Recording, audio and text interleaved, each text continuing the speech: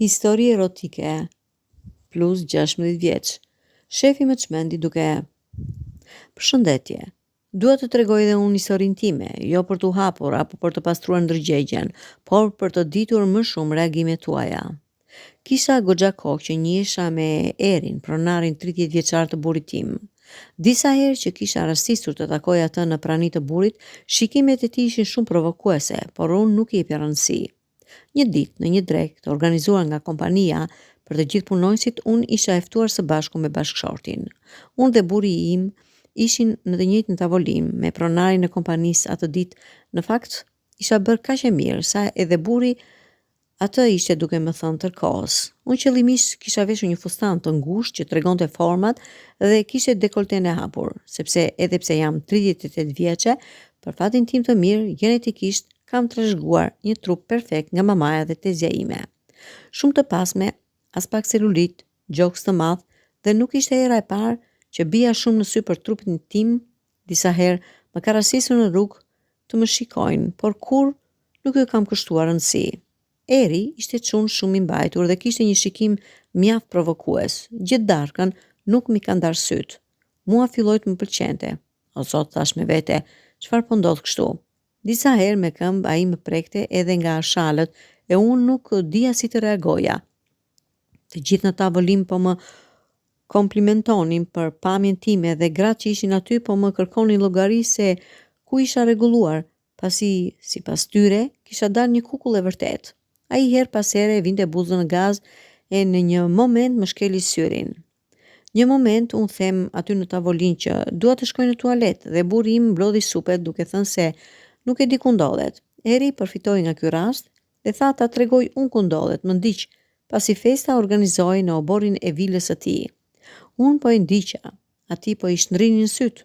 U afruam në banjo dhe ai më shtyu me forcë brenda dhe më puthi me zor. Unë nuk po reagoja, isha e habitur. Ai vazhdoi të më puth me pasion dhe duart i shkuan tek shalët e mia, ngriti fustanin, më ledhatoi dhe u zhduk, pasi të gjithë do të kuptonin diçka nëse ai vonohej.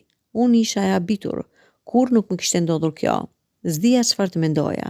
Gjithë natën isha e hutuar. Një ditë tjetër, unë shkoj tek puna e burrit dhe teksa marr ashensorin, ai më kishte palë dhe hipën 2 kate më lart dhe aty më futi duart, më puthi dhe më tha që po digjem për ty. Fillova të largohem nga burri dhe ta kem mendjen tërë kohës te pronari i tij. Ai ishte 30 vjeç dhe nuk e dija nëse kishte familje apo jo. E ndërsa unë 38 vjeçe kisha edhe një vajzë që ishte në kolegj. E tmerrshme, mendoja me vete, unë jam nënë e një vajze dhe po merrem me aventura të tilla. Nuk më linin mendimet për Erin. Kur kujtoja atë më kapte pasioni si adoleshente. Kështu kaluan disa ditë. Pas 2 muajsh, burri im ishte në Itali për një punë.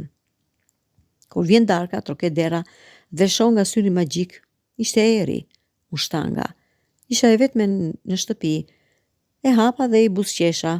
Aty u ndjeva se më kishte marrë malli. Kam ardhur për ty, më tha. Mbylli derën dhe më dhuroi një puthje të zjarrt. Këtë radhë ju përgjigja dhe unë. Nuk mund të rezistoja.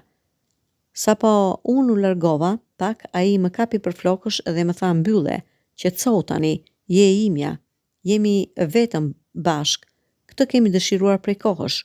Burrin tënd qëllimisht e kam nisur me punë në Itali, vetëm që të takohesha me ty, dhe filloi të më puth dhe të më heq rrobat si i çmendur.